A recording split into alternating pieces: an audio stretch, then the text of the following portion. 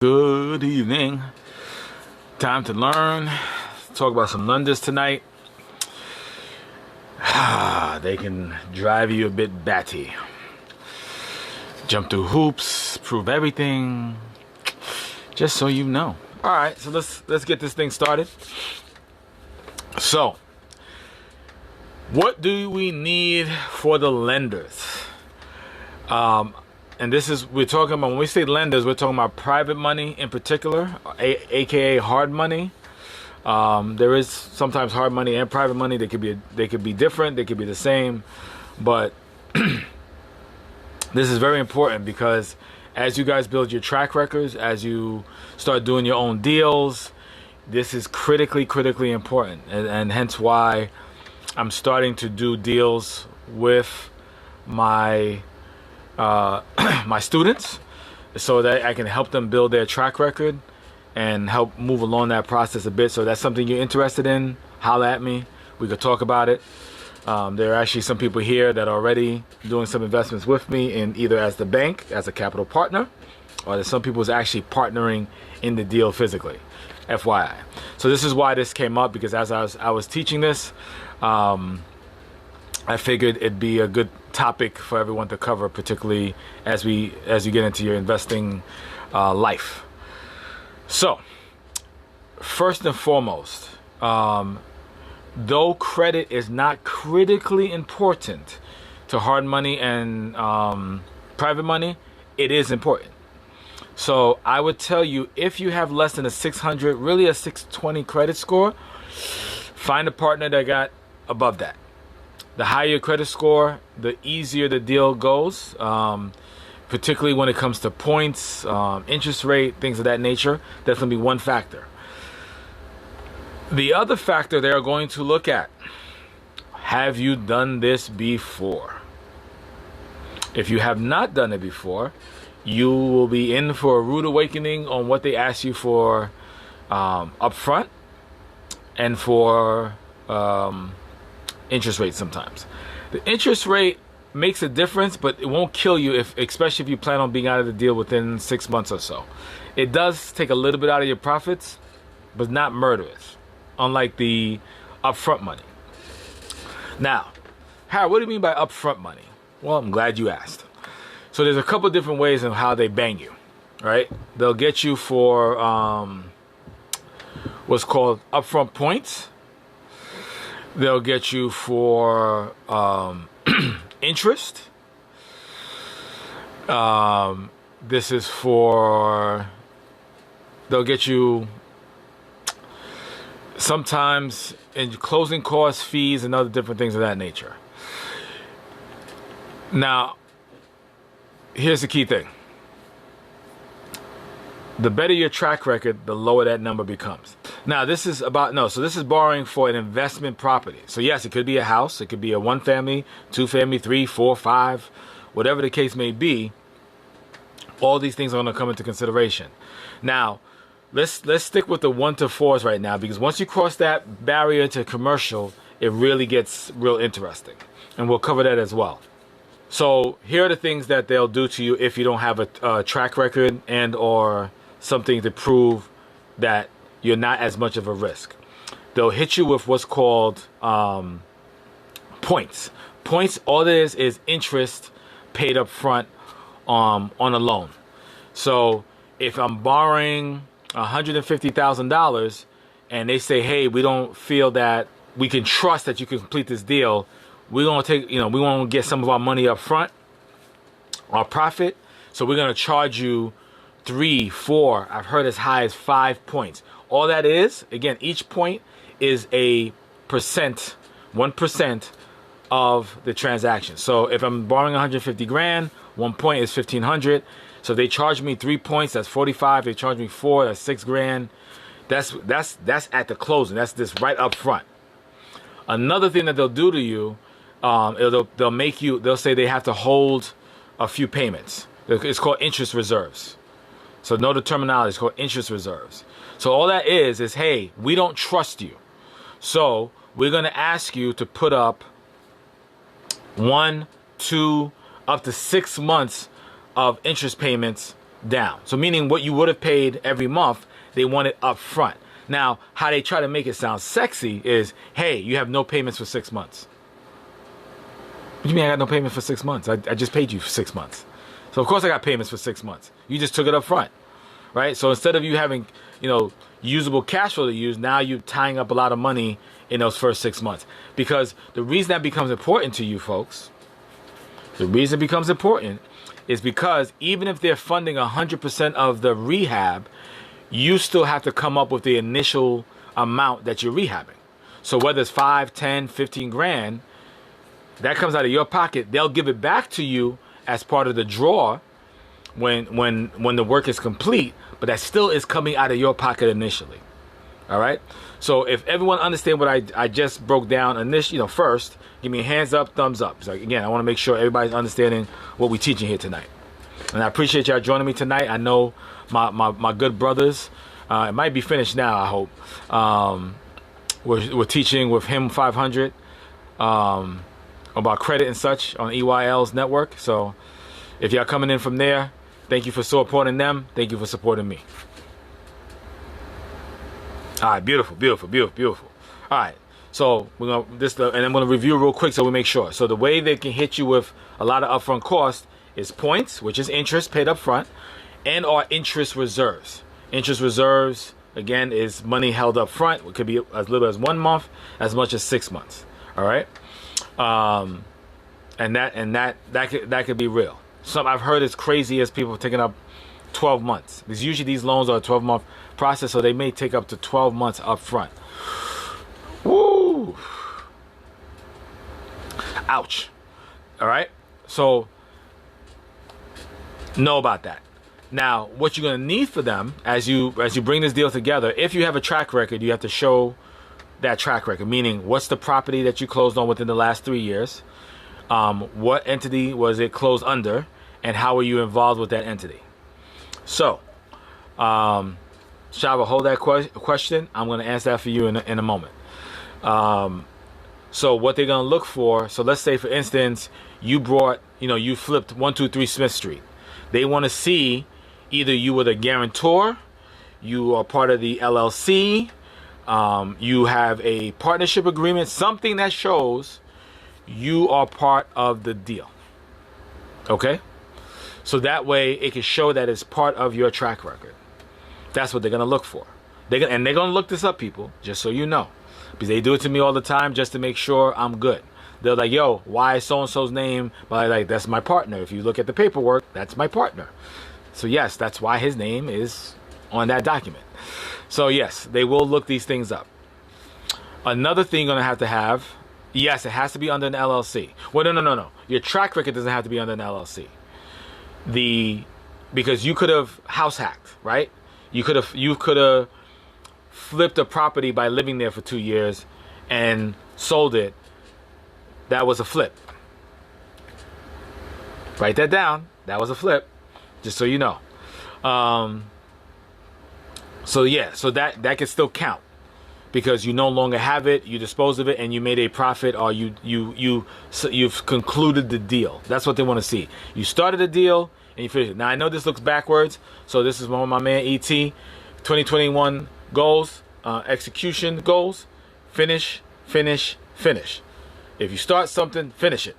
So they want to see you have finished a deal, completed with the deal. Okay, excuse me, my scratch my nose.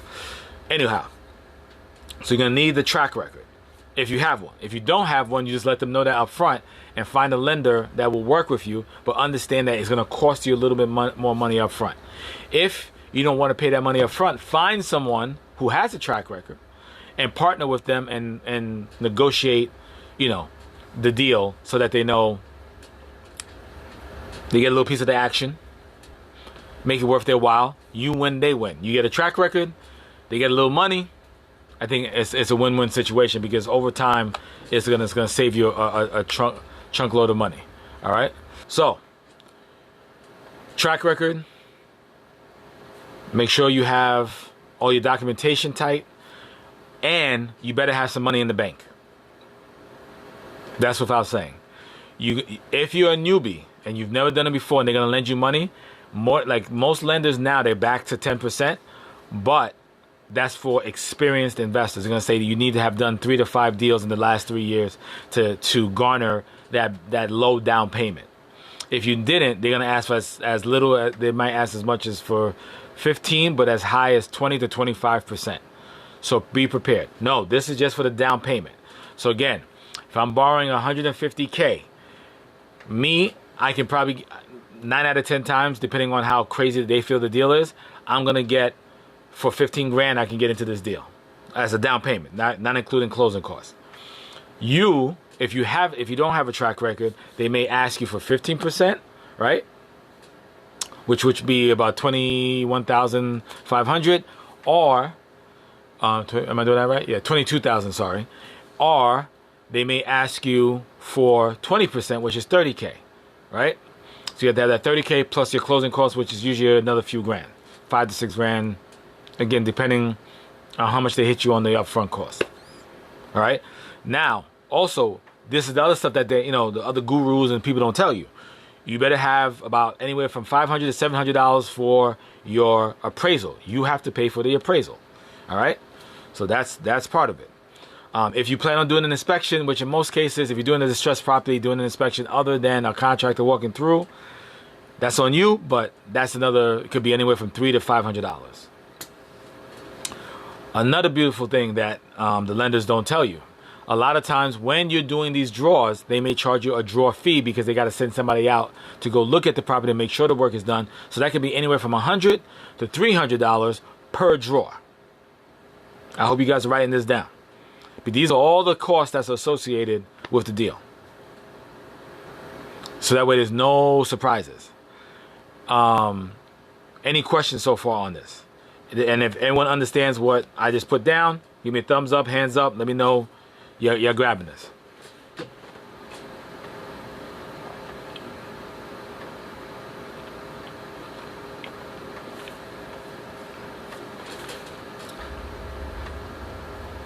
No, this is before you close, my brother.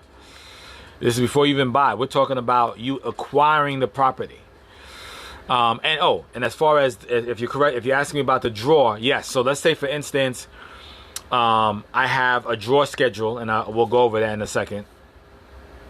So let me just cover that now. Yeah, the draw schedule is the work is 50 grand, and I'm pulling $5,000 per draw, right? So I'm gonna put up the 5 grand. When I request to get that 5 grand back as part of my loan, they're going to send somebody out, check it out, and I might have to pay $300 or $100. Some people do it free depending on how they structure the loan. Sometimes you're paying for that up front anyway. But yeah, you're going to pay it.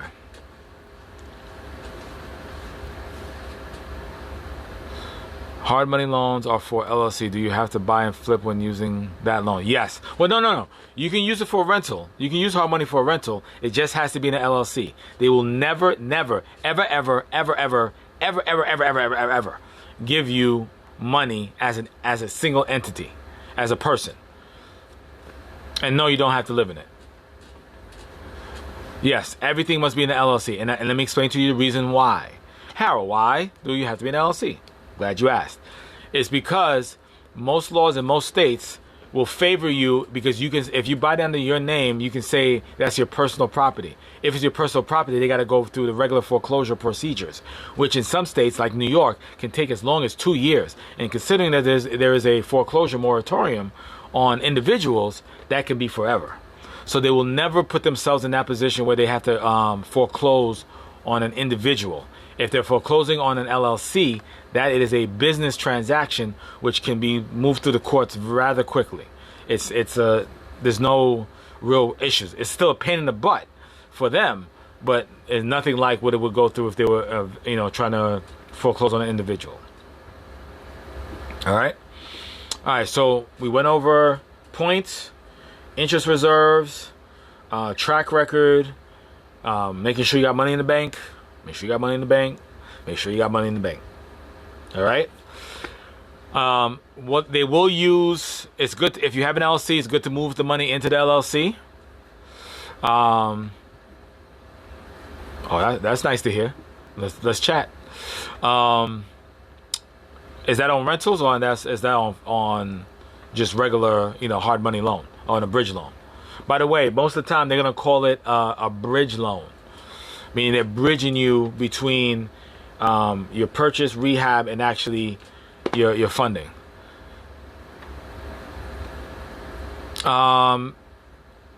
Get rid of the LLC if they foreclose on you, because your LLC credit is done after that. So, are you to apply for the EIN or using yourself as the personal guarantor? It's usually under your EIN, but they may have you give a personal guarantee for the loan, depending on your track record and the lender and how much of a rapport you've built and a relationship you have. When I say rapport, meaning, you've done deals with them in the past and you've completed them, so you start to build a track record, and you want to get to the point where they don't even ask you questions anymore. It's like, how much money do you want? Oh, you're playing as the business owner, 100% as the business owner in a investment scenario. So yes, as the business owner, and they're gonna ask you for your articles of organization, so you can show that how much you're into the business. Are you 100% owner? You're 50-50, 80-20, whatever the case may be. All right. Any other questions on that so far? All right. Now, other things you're going to need to know when working with hard money lenders. By the way, if you haven't sent the little airplane and send this out in your stories or to your peoples, you're hurting my feelings. All right? Don't get foreclosed on. Do not get foreclosed on. Make sure you do the right deals, and you don't have to worry about getting foreclosed on. But trust me, if you got the right deal, you always, worst case scenario, you run out of money, you'll find somebody to help you if it's the right deal. If it's not the right deal, you might be screwed. All right. So you also have to have your paperwork, like I said, tight. If you did other deals, make sure you have proof of those deals. They have what's called HUD statements, meaning it's the closing statement that you get from the closing. So you just got to prove that you did that, or at least have something that shows you're part of that entity. What are the textbooks using in the hard money loan and buying property using your LLC? Buying property using your LLC. You're using, you have 400 plus write-offs as a business owner that you don't have as an individual. And using hard money, the only tax it's not really a tax savings, but you can write off the interest. You can write off the fees. You can write off everything that's associated with the transaction if it was a cost of doing business. So that will also help you during this time of the year, during tax time. All right. We'll make sure, boom, we covered. Another thing that they may want is a resume.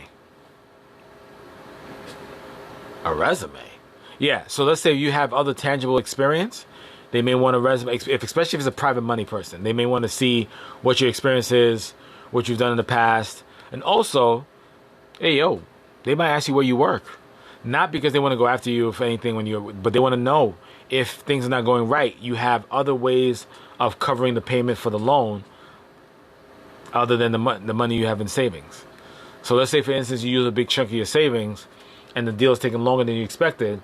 But if you have a 9-to-5 or another form of another business that's showing cash flow, they feel a little more comfortable because they know, all right, worst comes to worst, if they don't get out of this deal fast enough, at least they got money to cover their debt service. All right.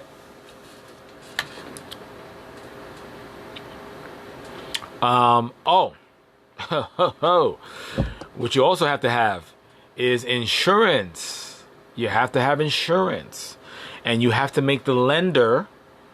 You got to put the lender on the binder. So the best way to explain this, if you've bought car insurance before, you bought the car from a dealership, or you got a loan on the car, you will see that on your binder. And at the dealership, they required that you put the lender as one of the beneficiaries of any loss. So if something happens, car gets stolen, you explode the car, something crazy happens, that insurance, that lender gets paid first. Then you get paid. All right. So they want to be indemnified onto that insurance. So God forbid you burn the, your contractor burned the house down, this, that, and the other. They get paid first. Then whatever's left, you get to keep. And you got to provide that to them before or at closing. They will not close without that. FYI. All right. So very important piece of the puzzle. And make sure you get the right insurance. Harold, what's the right insurance? Well, if you're doing a gut rehab, you better have heavy construction insurance or an insurance policy that covers the home for that type of renovation. God forbid something happens. Because if you don't have the right insurance and something does happen and you put a claim in, they are going to deny it and say you did not have the proper coverage and you are stuck. So you do not want that to occur. Does this make sense? Please say you got that. That is a very important part of this lesson tonight. The hands up, thumbs up. Let me know.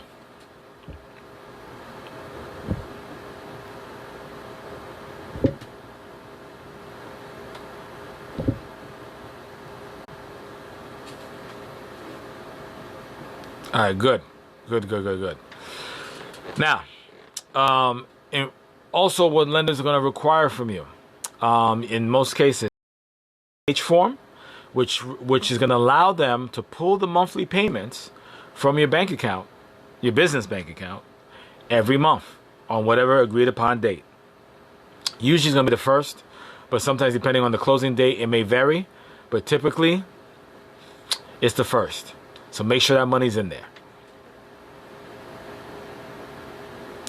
Oh, there's hundreds, but you can go to even like State Farm.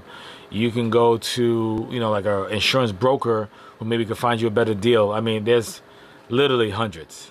You could check out, I'll put it in my stories again. There's an agent that I occasionally use. She's phenomenal. She's in all 50 states. So she covers, you name it. For I don't know how much she loves the flip loans because that's a short-term insurance, but for your rental properties, for your house hacks, I would suggest, hollering at her. All right.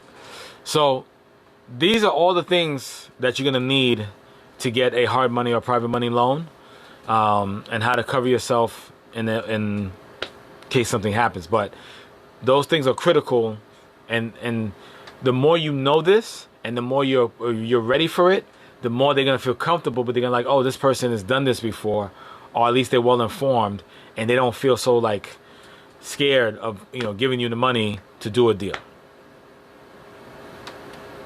It's like G.I. Joe. If for those who are my age or around, knowing is half the battle.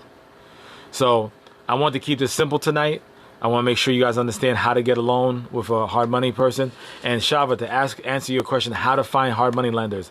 They are right now a dime a dozen. You can do a Google search for hard money lenders. I would say go into investor forums and see if there is anybody that they recommend or they've used in the past. They've been easy to work with. I got a guy I could connect you with who's kind of a broker of brokers, and he can connect you to whatever, you tell him the type of deal you have, and then he'll try to connect you to the right people to make the deal happen. So there's so many ways to find lenders.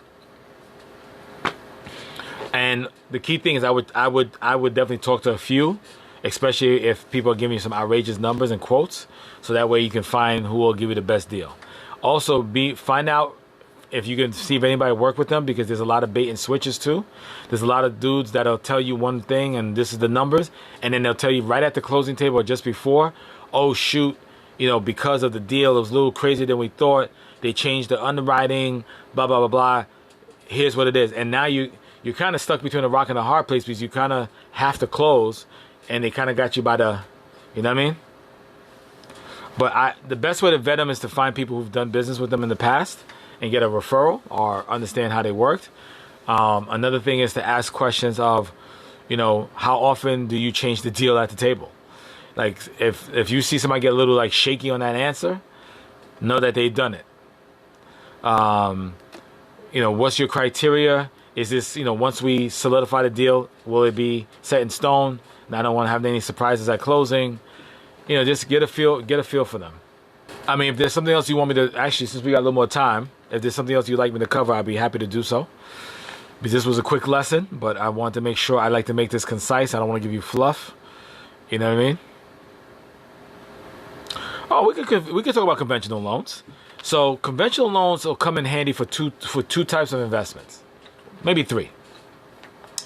If you're gonna house, this is all for 4 family and under, 4 family and under. It depends on the deal, C10s. So let me answer. I'm gonna go in order of questions. So on conventional loans, you can buy a single family, right? Like everybody else does, but you could live in there, do a 2 or 3K loan, live in there for a couple of years, raise the value, move out after 2 years, pay no taxes on the gains up to $250 or $500 if you're married. You can use it to house hack a conventional loan, FHA 2 or 3K loan, put a little money down, have your home paid for, depending where you live. Tri-state area, a little more difficult, but at least it'll be paid down for you versus for free.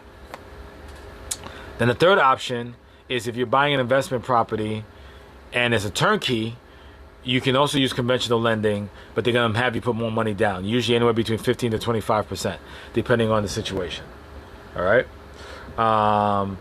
For the multifamily, they're going to ask you pretty much the same thing, but your track record better be impeccable.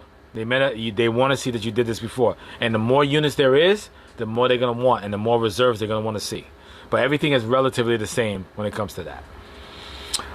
Income-wise, it's really income is going to be partially income and partially debt to income. So if you have a lot of debt, then you need more income. If you don't have a lot of debt, they're not going to look at you as strong, thing.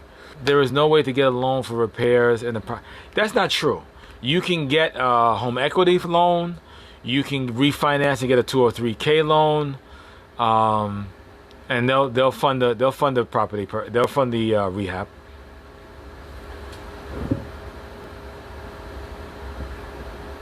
$2 or $3K loan is an FHA product. All it is a purchase and rehab loan. So I'm buying a house, but it needs a little bit of repairs. I also borrow that money from the bank as long as the appraised value is enough to cover the amount that I'm borrowing. That's how they look at it. The USDA loans, I can't tell you I know a tremendous amount about them, but I do know there's certain criteria that have to be followed, and you have to fall under certain categories. Now, I'm not an expert on those. That's something you may want to look at and look into.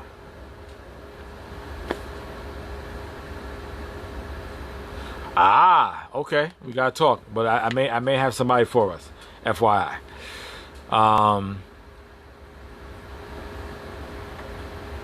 Simply Jizzy, okay. I'm glad I'm giving you that information. I'm just trying to think. Yeah, I think we've covered everything when it comes to this. Now, just so you know, the bigger you get in commercial, the cost associated start to get a little more expensive. What's up, my man Dobbs? Especially with your appraisals and things of that nature. Sometimes, if you're getting really big, you might have to go into environmentals. They may want an environmental report, which can cost a few bucks as well. So, closing costs for a commercial property will tend to be much higher than a 1 to 4 unit. FYI. That's why make sure you got your money right, or you got your investors, everything is tight when it comes to that the funds that's required for it. All right. Any more questions? Bring them. Keep them coming. Can I become a property manager for my home? Yes, you can. Particularly if it's an investment property, and you can prove that you're paying rent to rent office space to that property. So yes, you can. No, 2 or 3K loans are for anybody who does not have an FHA loan. If you don't have an FHA loan, you can get an FHA loan. If you have an FHA loan, you can't get FHA loan again, except after 1 year. As long as you don't own them. If you own the FHA loan and there's a year and more, you can go and apply for another FHA loan. It is not, as a rumor has it, it is not only for first-time home buyers.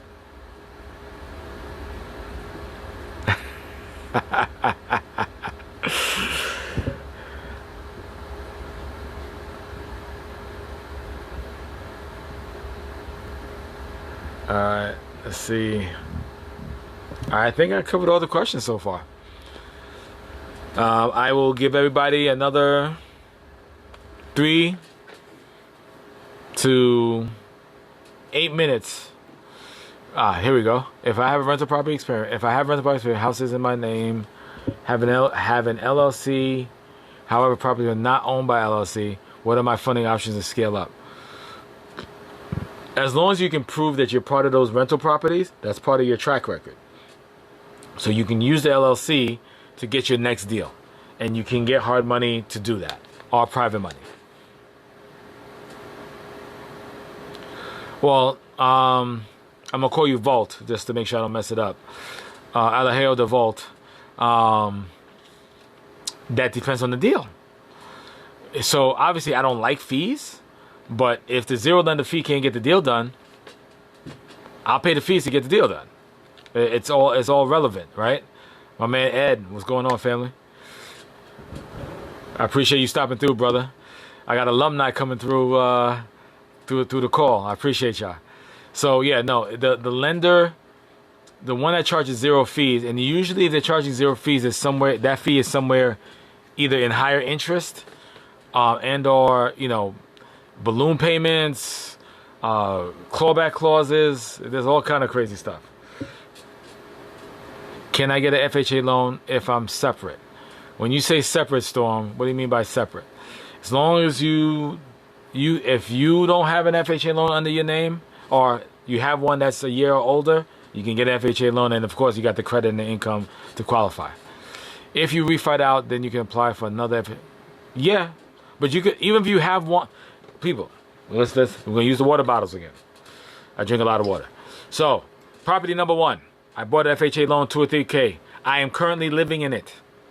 A year later, I decide I want to go get a 3-family. So I'm in a 4. I want to go 3. Remember, we're doing the House Act, 4321.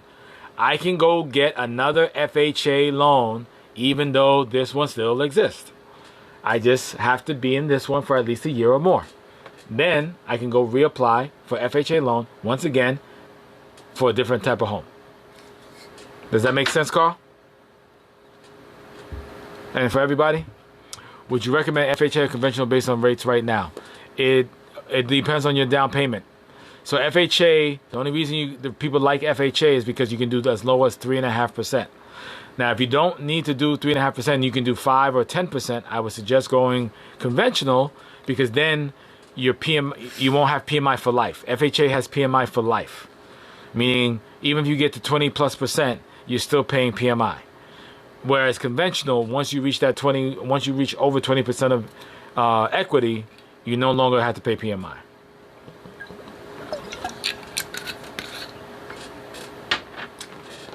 All right, sorry. Simply feel free to ask your question. It can be expensive loan due to PMI. Yep, there you go. Though they make it exactly.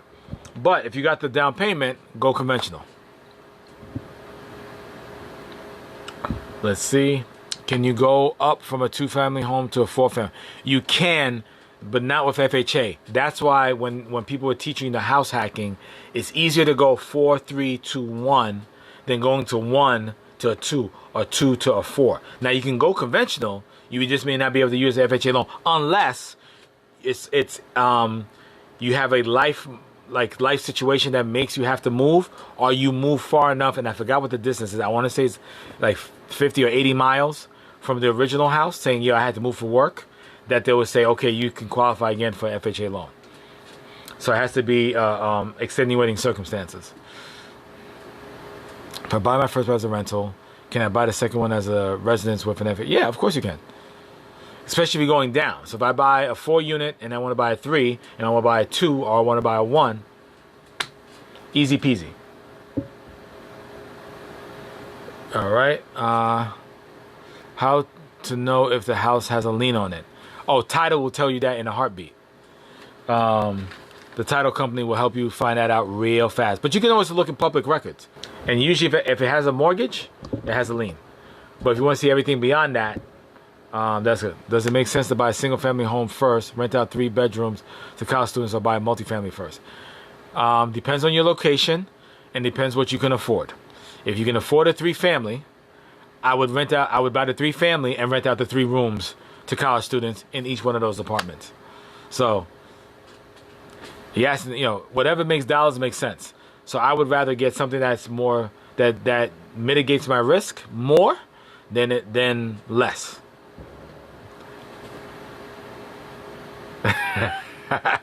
There you go. Oh, there's 100 miles. Thank you. See, Gemini, no, look at that. She's had this conversation. So you need to qualify for FHA in order to get a tour. Yes, but conventional also has something called home style, which is a similar product as 2 or 3K loan. So you can use a conventional loan and get a home style loan. And there's a couple different lenders that have their own products that are similar. So you can find a rehab loan. It doesn't necessarily have to be 2 or 3K. Can you get a 2 or 3K if you're not working now? You cannot, and you can't, because you need to state your income. You need to prove that you have the cash flow and able to cover the debt service. So unless you can prove your income or you have enough assets to cover it, and even then sometimes it all depends on how the assets show up. So that I would talk to a mortgage broker more about, because then they can explain you the nuances. Oh, so Gemini, the water. When you use the water bottles again, we'll use 2 different things to make it easier. So you have your single family. You got 3 things. So you got 3 bedrooms. You're renting out. Let's use a practical example. You can buy this 1 family for $100 grand. You got 3 bedrooms. You're gonna rent it out for $500 each. That's $1,500 a month. Great. I could buy this 3 family for $250 grand. It costs me more, but if I would even want to do the same thing I did here, I got 3 units I could do that in. Even if they're all 2 bedrooms, now I got 6 rooms I could rent out. I could rent those out by 500. 5 times 6, I'm making $3 grand. Even though I'm paying a slightly higher mortgage, but I'm making more money. So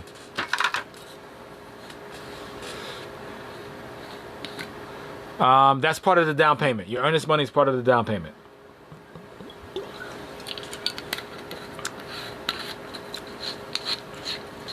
So let's say if I put down $1,000 as earnest down payment, earnest money, excuse me, and then at closing I gotta bring, I agreed to 10,000. I just gotta bring the other 9. They already have the 1.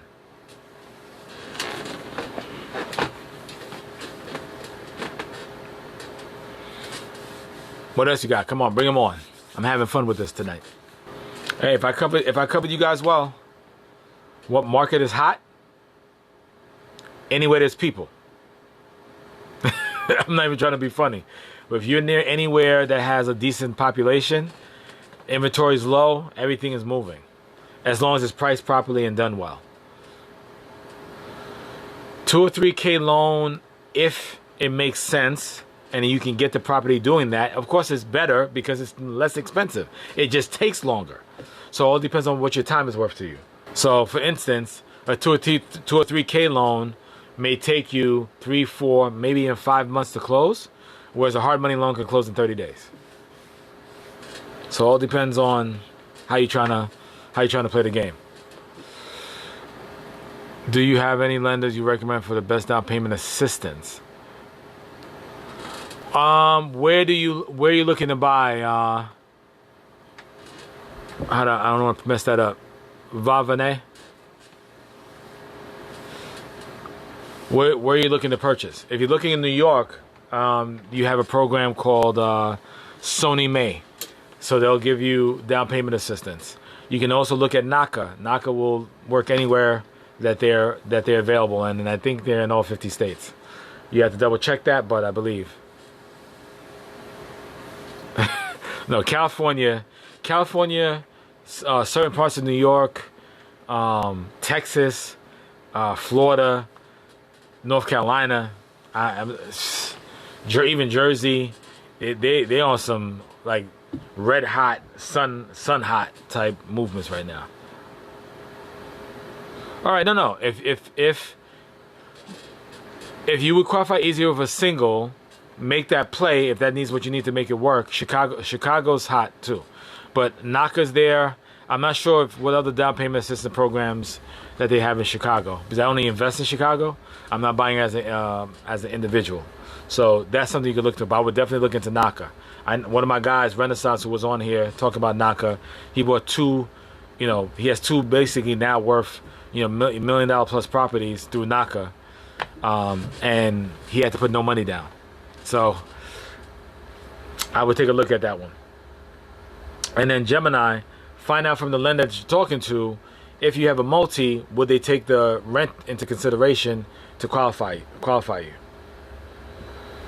But, okay, got you. If you're holding the property as a rental after using hard money, would you then refi? Yes. So that's where the BRRRR method. So buy, rehab, rent, refinance, get the heck out. Yeah, I would. No. And mind you, remember I told you, hard money loans tend to be 12 months. So no more.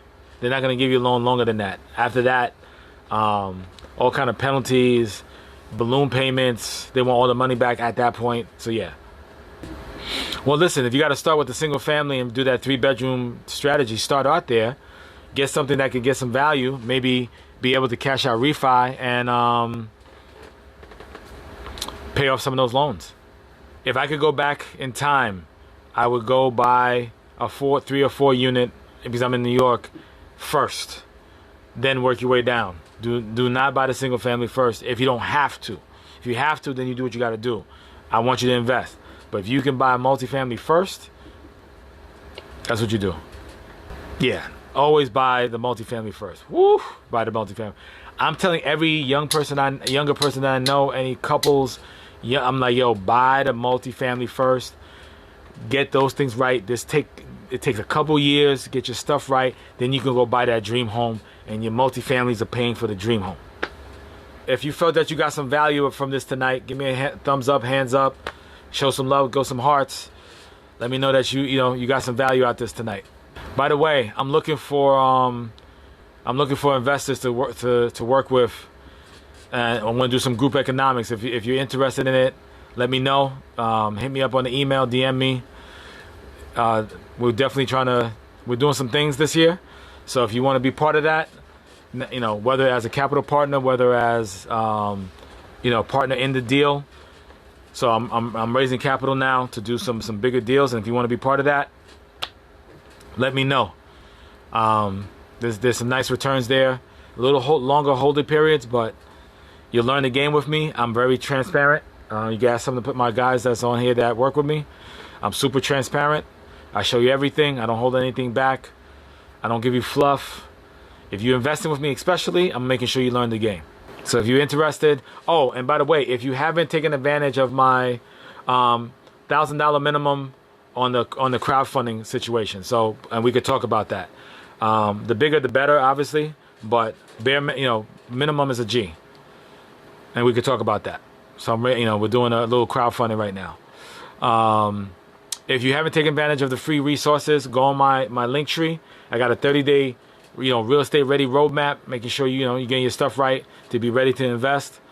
I might even do a training on that. Maybe I'll do a special training for those who have it. I'll send you guys an email, do a special Zoom session just on the 30-day. As a matter of fact, I'm going to do that in February. If you go out there and anybody who's downloaded that resource, I'm going to send you guys an email, and I'm going to do a special training just on the 30-day real estate ready, and we'll talk about some other things. And that'll be more intimate. It'll be on Zoom. You can ask questions, chime in, and go from there. All right. And again, if you guys want to get down, let me know. But we changing the narrative. We're changing the game this year. So it's not only just Black History. It's history in general. I get it. Happy early birthday. And I will send that email to that crew if anybody wants to get down with that. But we're we're doing some things this year. We're doing some things. We're gonna do some big things. And if you want to be part of that, hit me up. Hit me up. But if there's no other questions, Carl, I know you ready. I know you ready. I got you, brother. I got you. So yeah, everybody, I appreciate you joining me tonight. Like I said, hit me up if you have any questions in regards to the crowdsourcing. And see, even my computer saying it's time to say goodbye to all my investor friends. Good night.